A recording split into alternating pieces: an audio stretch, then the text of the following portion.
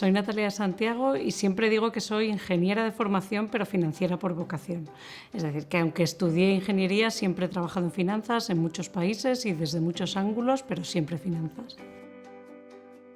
Siempre se dice que hay poca educación financiera y es verdad. Lo que pasa es que yo creo que no es culpa de las personas, sino simplemente que no se habla de dinero, no se enseña en los colegios, no se habla en familia, no se habla con los amigos, con los conocidos, en el trabajo.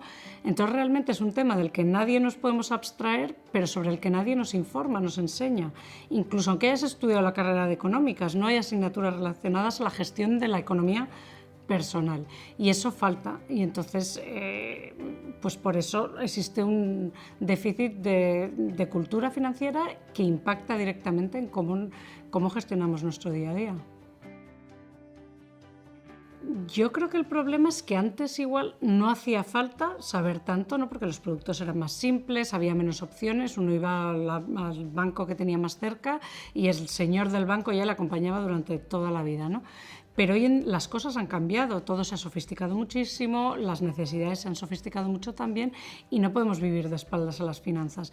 Entonces, se nos han creado unas necesidades, pero no se nos han dado las herramientas y los conocimientos necesarios para entenderlas y para gestionarlas bien. Entonces, es un poco que la educación o el sistema educativo se nos ha quedado anticuado en ese sentido.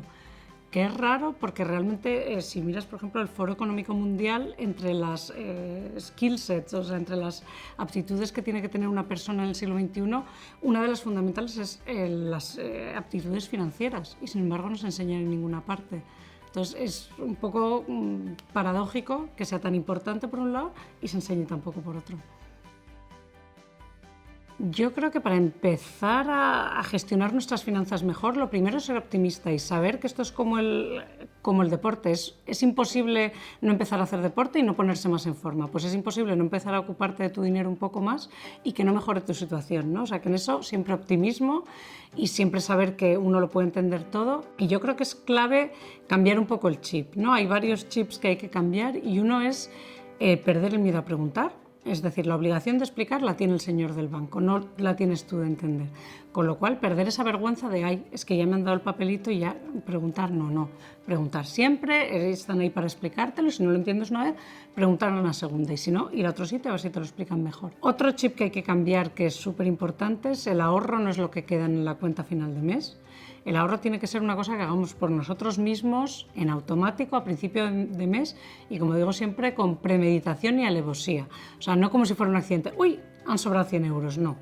Proponerse una cantidad razonable, no hace falta tampoco morir de éxito, ¿no? O sea, una cantidad que no nos vaya a costar tampoco demasiado esfuerzo y hacerlo siempre a primeros de mes, en automático y sin pensárselo dos veces. Porque al final, en esto las finanzas, otra cosa que hay que tener muy clara es que muchos pocos suman mucho, ¿no? Y esto es una carrera de largo plazo y las finanzas, aunque siempre tenemos esa imagen de Wall Street de compra, vende, pero se parece mucho más a un huerto, ¿no? A poner semillas, regar un poco e ir viendo cómo van creciendo. Lo que nos ha enseñado la pandemia es que se nos olvida ahorrar cuando las cosas van bien. Es decir, hay datos, ¿no? Que son los datos que nos da el Banco de España de la tasa de ahorro de los hogares y tal, y lo que está muy claro es que cuando las cosas van bien nos ponemos todos optimistas y se nos olvida ahorrar. Es el momento en el que todo el mundo se lanza a comprarse una casa más grande, un coche mejor, un tal.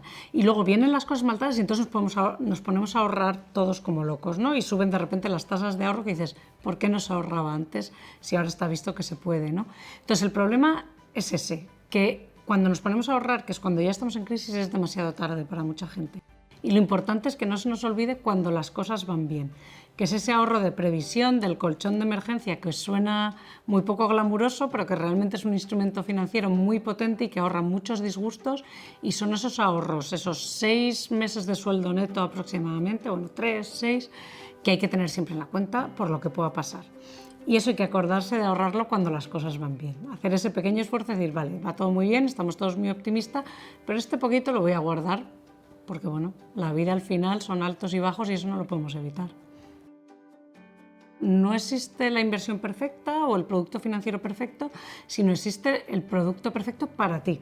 Es decir, esto siempre hay que mirarlo como quien busca pareja y por eso precisamente no hay que quedarse con el primero que pasa por delante, ¿no? Igual que tú no sales a la calle y dices, ya, para siempre, pues con los productos financieros pasa un poco lo mismo, según quién seas, según tus gustos, según tus necesidades, según tu momento vital, pues te va a convenir un tipo de producto u otro, un tipo de inversión a otra. Y lo importante es encontrar la que te va a ti, como las cremas y la piel, ¿no? Pues lo mismo. El sector inmobiliario tiene que a los españoles nos gusta mucho y aunque hemos vivido situaciones muy dramáticas en este sector y hemos aprendido pues que bueno, no todo el monte es orégano, todavía tenemos esa cultura de que comprar siempre compensa y no es así, ¿no? Esto es como todo, no hay una respuesta universal para casi nada y para esto tampoco. Entonces es importante, todavía lo miramos con demasiado cariño, a nadie le cuesta meterse un poquito más, hacer ese esfuerzo para hipotecarse un poco más, una casa un poco más cara, y convendría mirarlo con un ojo un poco más crítico, es decir, comprar una casa es una forma estupenda de ahorro a largo plazo, pero no hay que ver la vivienda habitual como una inversión, sino eso, como una forma de ahorro a largo plazo y saber que comprar no compensa siempre y sobre todo lo que nunca compensa es comprar una casa que no te puedes permitir. Eso es muy importante, comprarte siempre una casa que te puedas permitir y no hacer ese poquito de más porque ya puestos, no, porque luego se nos puede llevar a disgustos y a situaciones que son pues, muy dolorosas. Nos enfrentamos a los problemas de hoy con las herramientas que nos han dado nuestros padres y que ellos han desarrollado para enfrentarse a los problemas de ayer. Eso es el pasado. Nuestra coyuntura es completamente distinta, los problemas de los millennials, de la generación X, Y, Z, la que sea, son distintos y no nos podemos enfrentar con las herramientas del pasado. O sea, hay que entender que cada generación se enfrenta a una coyuntura económica distinta y va a tener que utilizar productos financieros distintos. Entonces, lo que nos decían nuestros padres, eso del ladrillo es súper seguro, pues a lo mejor no nos aplica a nosotros tanto. Como el tipo de interés está tan bajo y va a estar previsiblemente a medio y largo plazo, ahora mismo a cero riesgo con tus ahorros no puedes hacer nada. Nuestra generación y las generaciones que vienen van a tener que aprender a convivir con otros tipos de riesgos financieros y a invertir y a otras cosas para las que de momento no tenemos formación.